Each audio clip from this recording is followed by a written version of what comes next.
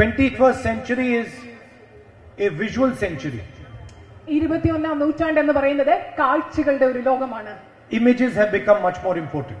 ഇന്ന് നമ്മൾ കാണുന്ന ഈ ലോകത്ത് ഇമേജുകൾ, ചിത്രങ്ങൾ, പ്രതിച്ഛായകൾ അത് വളരെയധികം പ്രധാനപ്പെട്ടതാണ്. Before the election, you saw BJP leaders saying, we will tear up the constitution, we will throw the constitution away, we will change the constitution. നിങ്ങൾ തെരഞ്ഞെടുപ്പിന് മുമ്പ് കേട്ട് കാണും ബിജെപിയുടെ നേതാക്കൾ പറഞ്ഞത്, ഞങ്ങൾ കോൺസ്റ്റിറ്റ്യൂഷനെ ഇല്ലാതാക്കും, ഞങ്ങൾ ഭരണഘടന എടുത്തു കളയും എന്നൊക്കെ പറഞ്ഞത് നിങ്ങൾ കേട്ടിട്ടുണ്ടാവും. Arrogance of power. അത് അധികാരത്തിന്റെ ധാർഷ്ട്യത്തിലാണ് അവർ പറഞ്ഞത്. After the election, you saw the Prime Minister doing this to the constitution. പക്ഷേ തെരഞ്ഞെടുപ്പിന് ശേഷം ഇന്ത്യൻ പ്രധാനമന്ത്രി ഭരണഘടനയോട് ഇങ്ങനെ ചെയ്യുന്നത് നിങ്ങൾ കണ്ടിട്ടുണ്ടാവും. So you can see that the people of India have spoken. നിങ്ങൾക്ക് കാണാൻ സാധിക്കും ഇന്ത്യയിലെ ജനങ്ങൾ എങ്ങനെ സംസാരിച്ചു, അവർ സംസാരിച്ചു എന്ന് നിങ്ങൾക്ക് കാണാൻ സാധിക്കും. And also notice that hatred has been defeated by love and affection. അതുമാത്രമല്ല, നിങ്ങൾ ഇതുകൂടി ശ്രദ്ധിക്കണം, ഈ രാജ്യത്തെ വെറുപ്പിനെ ഈ രാജ്യത്തെ ജനങ്ങൾ സ്നേഹം കൊണ്ട്, വാത്സല്യം കൊണ്ട് ഈ രാജ്യത്തെ ജനങ്ങൾ പരാജയപ്പെടുത്തിയിരിക്കുന്നു.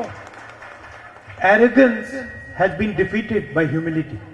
ധാർഷ്ട്യത്തെ വിനയം കൊണ്ട് പരാജയപ്പെടുത്തിയിരിക്കുന്നു.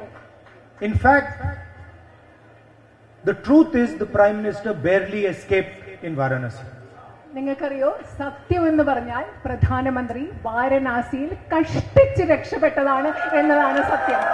And he would have been defeated himself in Varanasi. അദ്ദേഹം തന്നെത്താൻ അവിടെ പരാജയപ്പെട്ടേനെ വാരണാസിയിൽ. The BJP was defeated in Ayodhya. BJP അയോധ്യയിൽ പരാജയപ്പെട്ടു. So even the people of Ayodhya have sent a message to the BJP that we do not appreciate hatred and violence. അതുമാത്രമല്ല, അയോധ്യയിലെ പോലും ജനങ്ങൾ ബിജെപിക്ക് കൃത്യമായൊരു സന്ദേശം നൽകി. ഞങ്ങൾ അക്രമത്തെ, വെറുപ്പിനെ ഞങ്ങൾ ഉൾക്കൊള്ളുന്നില്ല എന്ന് അയോധ്യയിലെ ജനങ്ങൾ ബിജെപി കൃത്യമായ സന്ദേശം നൽകി.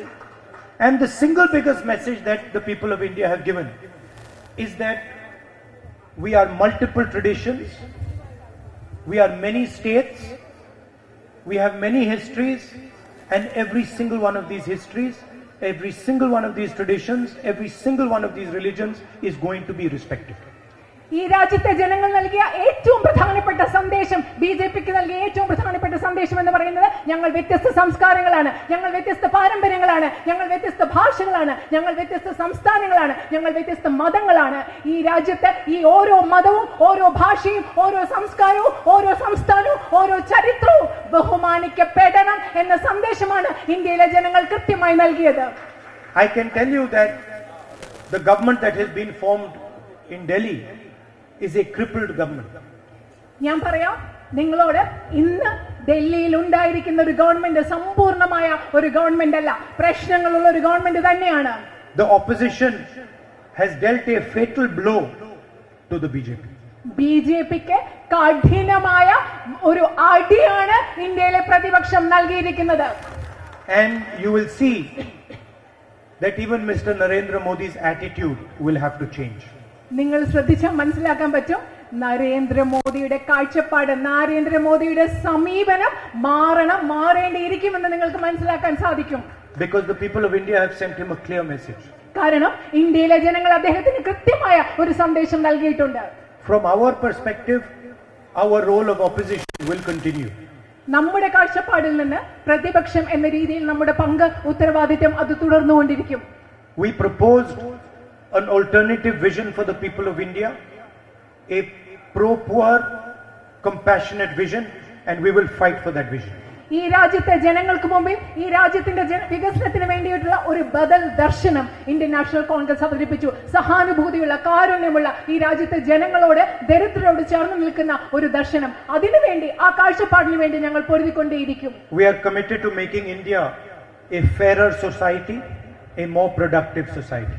കൂടുതൽ ഉത്പാദനക്ഷമമായ, കൂടുതൽ ന്യായയുക്തമായ ഒരു സമൂഹമായി ഇന്ത്യയെ മാറ്റുന്നതിന് വേണ്ടി ഞങ്ങൾ തുടർന്നും പരിശ്രമിച്ചുകൊണ്ടേയിരിക്കും.